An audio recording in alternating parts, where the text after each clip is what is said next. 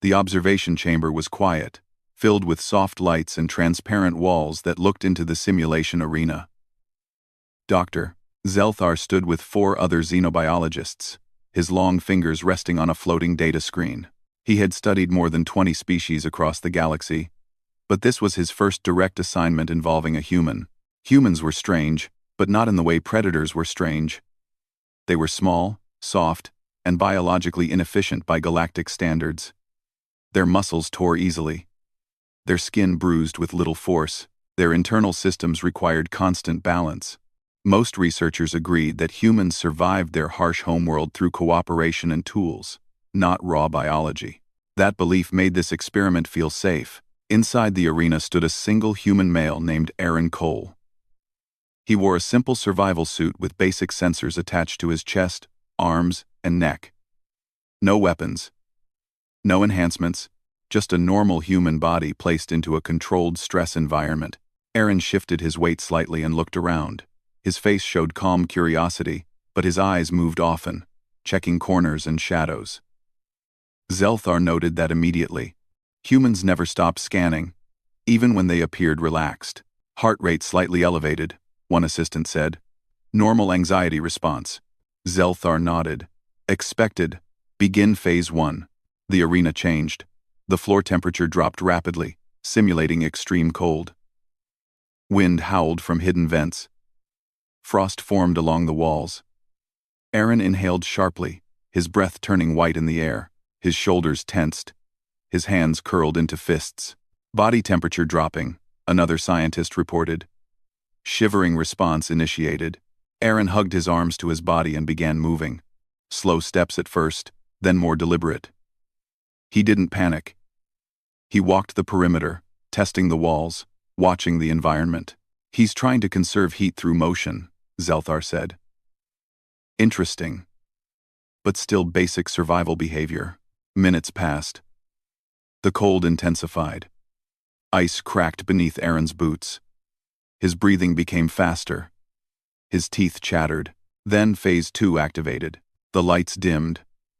A low sound echoed through the arena, deep and unsettling. The temperature rose suddenly, turning ice into slippery water. The ground became unstable. Simulated debris fell from above, narrowly missing the human. Aaron stumbled, caught himself, and dropped to one knee. His hand pressed against the ground, steadying his balance.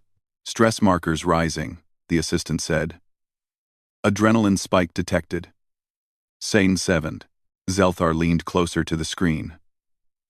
Human adrenaline was powerful but dangerous. It increased strength and speed at the cost of long-term damage. Most species avoided such chemical responses entirely. Aaron stood again. His movements were sharper now. Faster. His eyes were wide, pupils expanded. Sweat ran down his forehead despite the cold air. The simulation introduced a new threat. The sound shifted into something closer to a growl. Shadows moved beyond the light. The system projected the presence of a hostile creature, though none physically existed. For most species, perceived threat was enough to cause shutdown or panic. Aaron froze. For a moment, Zelthar thought the human had reached his limit. Then Aaron's posture changed. His shoulders lowered. His breathing slowed, even though his heart rate increased. His hands relaxed, fingers loose but ready. The fear on his face did not disappear, but it sharpened into focus. What is that response? One researcher asked quietly. Zelthar did not answer. He had no word for it. The human began moving again, this time with purpose. He avoided open spaces. He kept his back to solid surfaces. When debris fell, he anticipated the direction before it landed. Reaction time improving, the assistant said, confusion in their voice. Despite fatigue, Zelthar felt an unfamiliar sensation tighten in his chest. Humans were not supposed to get better under stress. Their biology was not efficient enough. Phase 3 activated without delay. The arena shook violently. The ground split, creating uneven terrain. Simulated injury protocols engaged.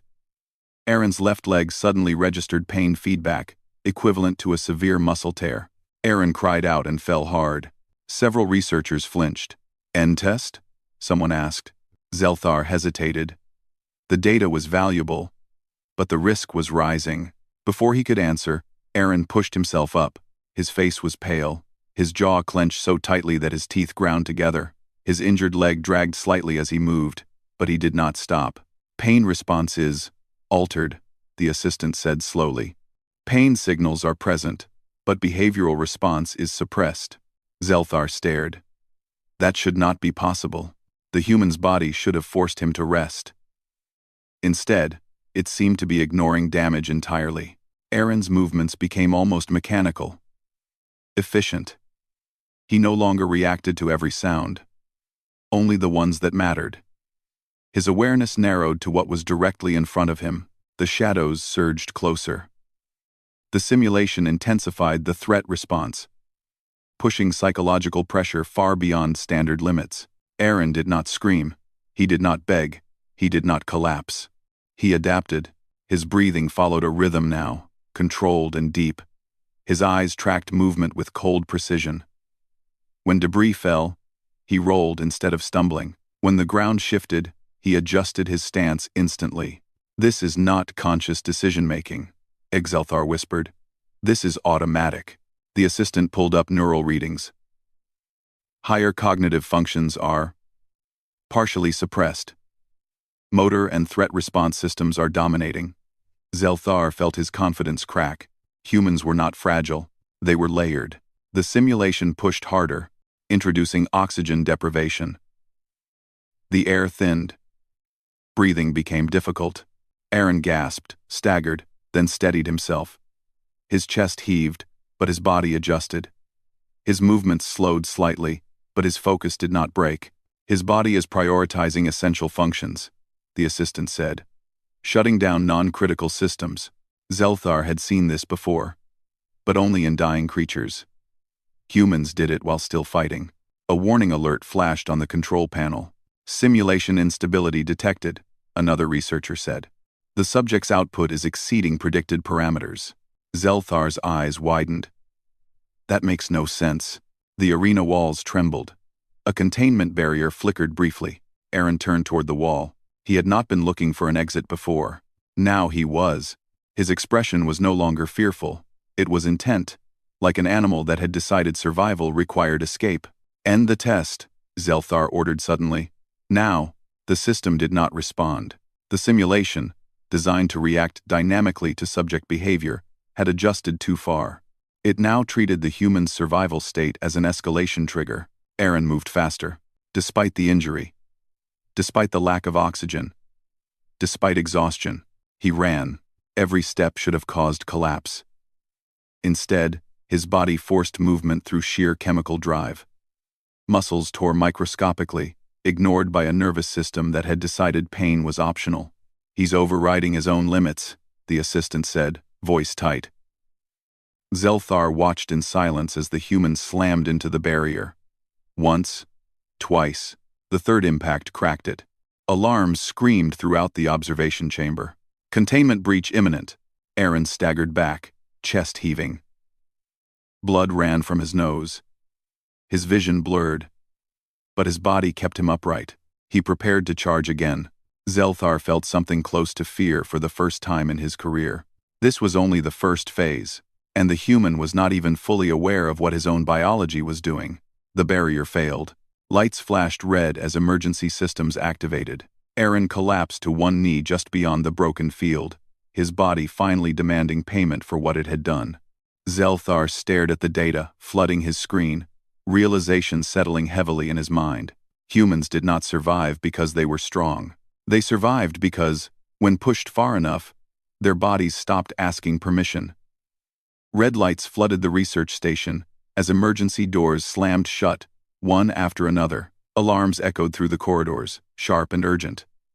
Doctor, Zelthar stood frozen for half a second, staring at the shattered containment field on the other side of the glass.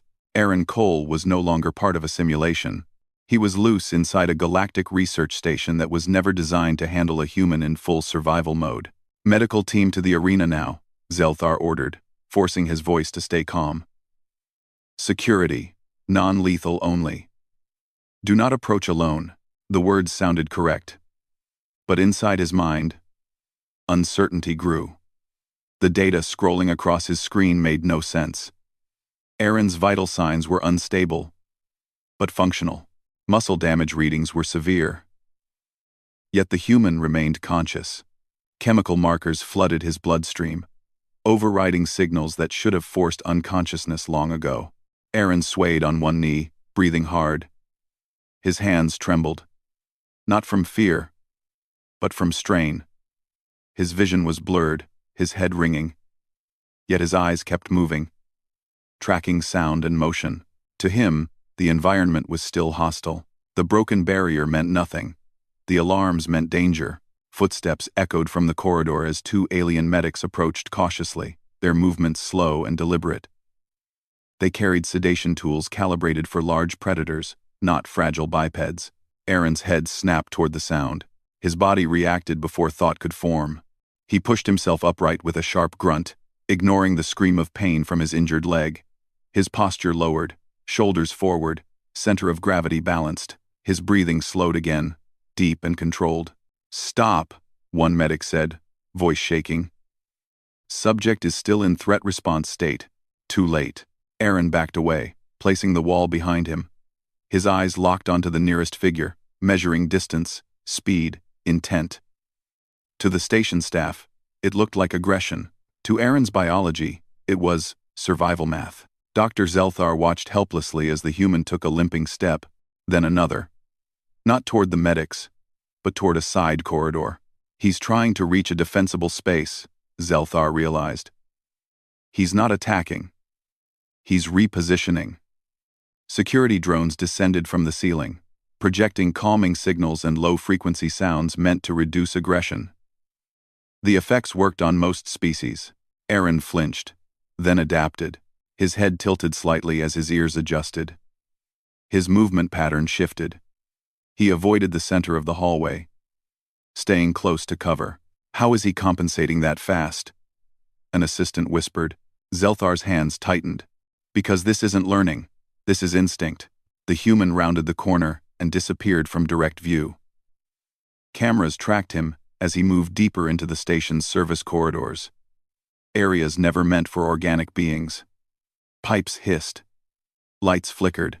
Emergency bulkheads partially sealed, creating narrow paths. Aaron slowed his pace. His breathing grew ragged again as oxygen debt caught up with him. His body wanted rest.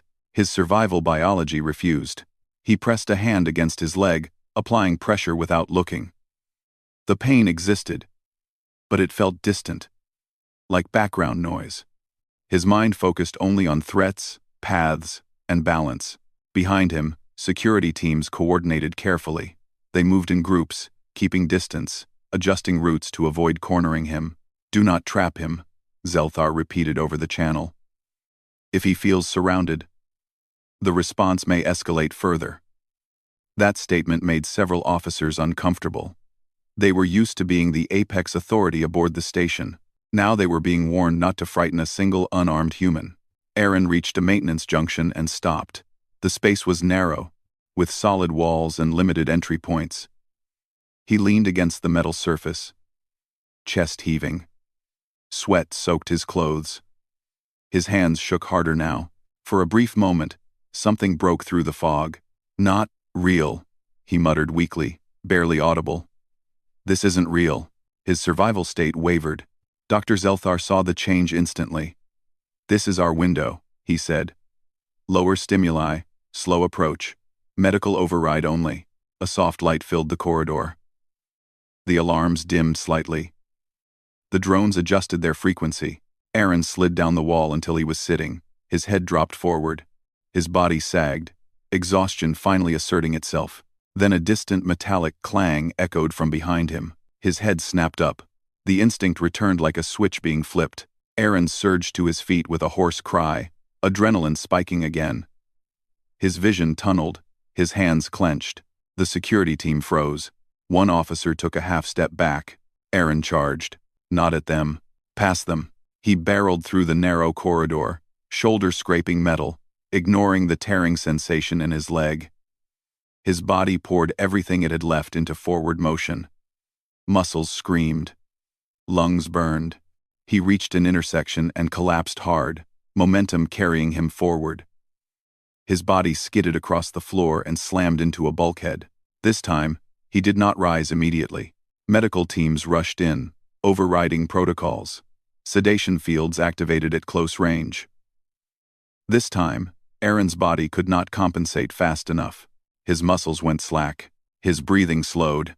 His eyes remained open, unfocused, staring at nothing. Dr. Zelthar arrived moments later, standing over the human's still form. His chest tightened at the sight.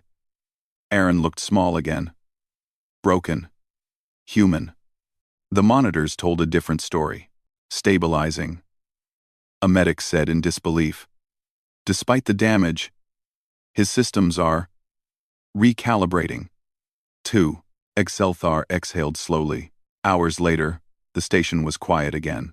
Aaron lay in a medical chamber, surrounded by soft light and humming machines. Tubes and sensors monitored every system in his body.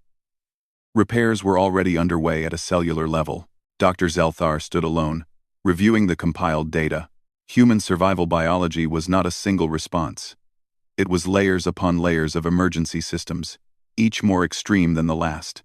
Pain suppression, strength amplification, cognitive narrowing, emotional dampening, and when one layer failed, another took over. Humans did not evolve to avoid danger. They evolved to function inside it. A junior researcher approached quietly. Doctor, what happens if this response activates during a misunderstanding? A first contact incident? A battlefield? Zelthar did not answer immediately. He looked at the unconscious human, at the scars already forming, at the body that had nearly torn itself apart to stay alive. Then the galaxy, he said softly, will learn that fear is not what makes humans dangerous. The researcher swallowed. What does? Zelthar's eyes remained on Aaron. Their refusal to stop, he replied. The medical chamber was silent, except for the steady rhythm of machines keeping watch over Aaron Cole. Soft lights reflected off the smooth walls, designed to calm injured minds and bodies. Aaron lay still on the bed, his chest rising and falling slowly. To anyone watching without data, he looked peaceful. Dr. Zelthar knew better. The readings on the display told a complicated story. Aaron's body was repairing itself at a speed that bordered on unbelievable.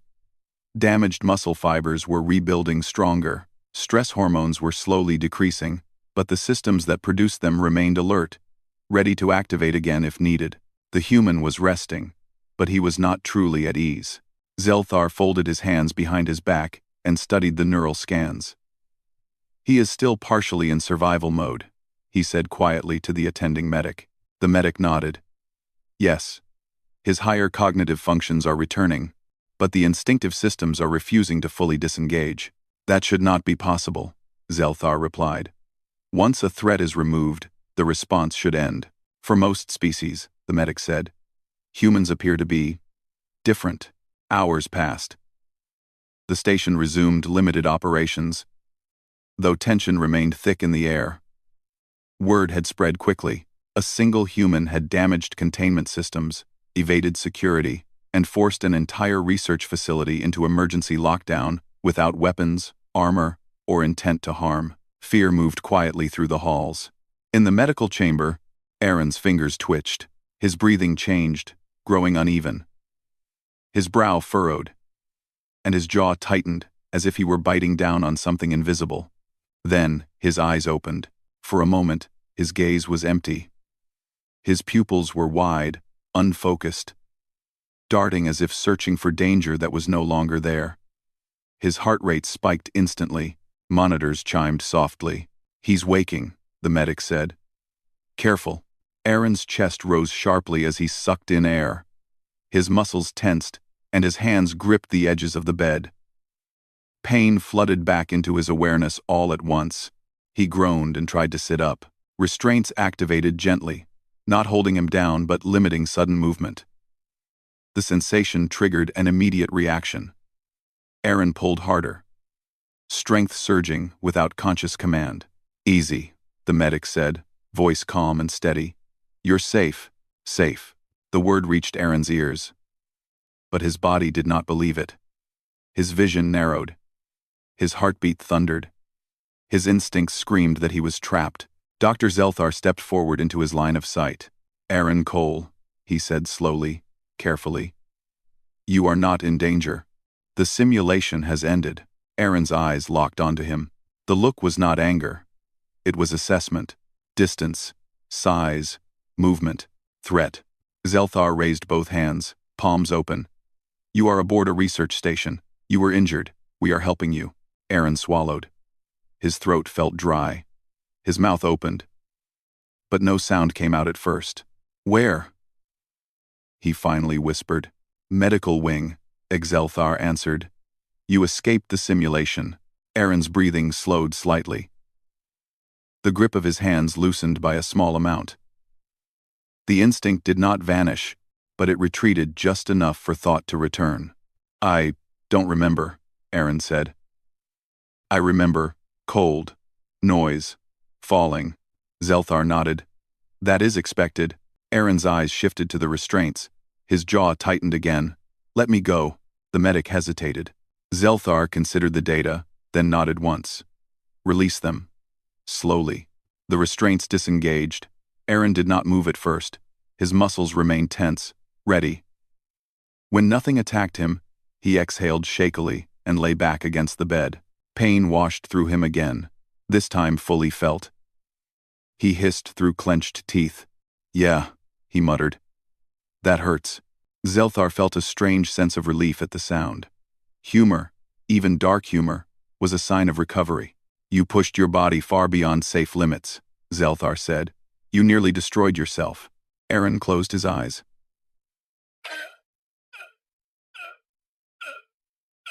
That sounds like me when things go bad. Zelthar studied him carefully. Did you choose to act the way you did? Aaron frowned. Choose? No. It's like, once it starts, I'm just along for the ride. You don't think. You don't feel much. You just move. That state, Zelthar said, nearly overwhelmed our station. Aaron opened his eyes again, alarm flashing across his face. Did I hurt anyone? No, Zelthar answered immediately. You avoided direct confrontation whenever possible. Aaron sagged slightly in relief. Good. Silence stretched between them. Then the station shook, not violently, but enough to be felt. Warning lights flickered briefly before stabilizing. Zelthar's communicator activated. Doctor, a security officer said urgently. We have a situation. I'm Self. Zelthar's eyes narrowed. Explain. A power fluctuation triggered a partial lockdown in the lower research decks. Several non-human staff are trapped, and emergency systems are misfiring. Environmental controls are unstable. Zelthar glanced at Aaron, who was already pushing himself up on one elbow. No, the medic said firmly. Absolutely not. Aaron ignored him. People are stuck? Yes, Zelthar said cautiously. But you are injured. Aaron swung his legs over the side of the bed and immediately winced as pain shot through his body. He sucked in a breath, steadying himself. I can walk, he said. And if systems are going crazy, panic's gonna make it worse. Zelthar hesitated. Every rule, every protocol, told him this was a terrible idea. Every data point told him something else. Aaron stood. His leg shook, but it held. I won't run, Aaron said. I won't push it like before. Just let me help. The medic looked at Zelthar in disbelief. Doctor, we will escort him, Zelthar said finally. And we will withdraw at the first sign of overload. They moved through the corridors carefully. The lower decks were dim, emergency lighting casting long shadows. The air felt heavy, thick with tension and fear. They found the trapped staff huddled near a sealed bulkhead. Alarms blared. The temperature fluctuated wildly. As soon as they saw Aaron, several aliens recoiled instinctively. Zelthar raised his voice. He is here to assist. Aaron lifted his hand slightly. Hey, he said. I'm not a threat. Just tell me what's wrong. A technician explained the situation, voice trembling. Control systems were looping. Doors wouldn't respond. Power surges threatened to overload the deck. Aaron listened, nodding slowly. His eyes moved over the environment, taking in details without effort. "Okay," he said. "First thing, everyone sit down. Slow breathing. Panic burns oxygen and makes bad calls." Some hesitated. Then one followed his instruction. Then another. The alarms continued, but the fear eased slightly. Aaron limped to a control panel. "This thing thinks it's under attack," he said. "You gotta convince it otherwise." "That interface is not designed for humans," the technician said. Aaron shrugged. "Most stuff isn't." He worked slowly, carefully. His hands shook from pain and exhaustion, but his focus was absolute. The instinctive state hovered beneath the surface, ready but restrained. The system stabilized. Lights brightened. Doors unlocked. A collective breath was released. Aaron leaned heavily against the wall, eyes closing as the adrenaline finally drained away. His legs gave out, and he slid down, sitting hard on the floor. Exelthar rushed to him. "Aaron, I'm okay," Aaron said weakly. "Just done." Medical teams arrived quickly, lifting him onto a stretcher. As they wheeled him away, Zelthar looked at the gathered staff. Fear was still there, but it was mixed with something else now. Respect. Later, back in the medical chamber, Zelthar updated his report. Humans did not become dangerous when they lost control. They became dangerous when the universe gave them no other choice. And even then, they tried to save others first. Zelthar looked at the resting human and understood the truth fully for the first time. Human survival biology was not a flaw. It was a promise that someone, somewhere, would keep going, no matter how bad things became. The station slowly returned to normal. But nothing truly felt the same. Repairs were completed, systems stabilized, and staff resumed their duties, yet an invisible tension remained in every corridor. Everyone knew what had happened. Everyone remembered how close things had come to disaster because of one injured, unarmed human who simply refused to stop. Aaron Cole lay in the medical chamber again, his body wrapped in healing fields and monitoring lines. This time, his sleep was deeper. The emergency chemistry in his blood had finally faded, leaving exhaustion in its place. His body ached in ways that made even breathing uncomfortable. But he was alive, and more importantly, calm. "Doctor." Zelthar stood beside the bed, reading the final recovery projections. Aaron would heal. Slowly. Humans always did. Their bodies paid a price for survival. But they always found a way forward. A soft chime sounded behind him. "The Galactic Council has assembled," an aide said quietly. "They request your presence immediately." Zelthar nodded and took one last look at the sleeping human before leaving the chamber. The council hall was vast, filled with representatives from dozens of species. Some were calm. Others were restless. Fear and curiosity mixed in the air like static. At the center of the chamber, a holographic display replayed key moments from the incident. Aaron breaking containment, evading security, stabilizing the failing systems while injured. Murmurs spread through the assembly. Zelthar stepped forward when called. His posture was straight, his expression serious. "You were the lead xenobiologist," one counselor said. "Explain how a single human caused this level of disruption." Exelthar did not hesitate. "He did not cause disruption," he said. "He survived it." The room quieted. "Humans possess layered survival biology," Zelthar continued. "When exposed to extreme stress, their bodies activate systems that override pain, fear, and exhaustion. This is not a conscious choice, it is automatic." Several council members shifted uncomfortably. "You are saying they lose control," one said. "No," Zelthar replied. "I am saying control shifts. Their higher reasoning steps aside so survival can continue. And when that happens, humans become extremely effective. Effective enough to endanger others," another counselor argued. Zelthar met their gaze.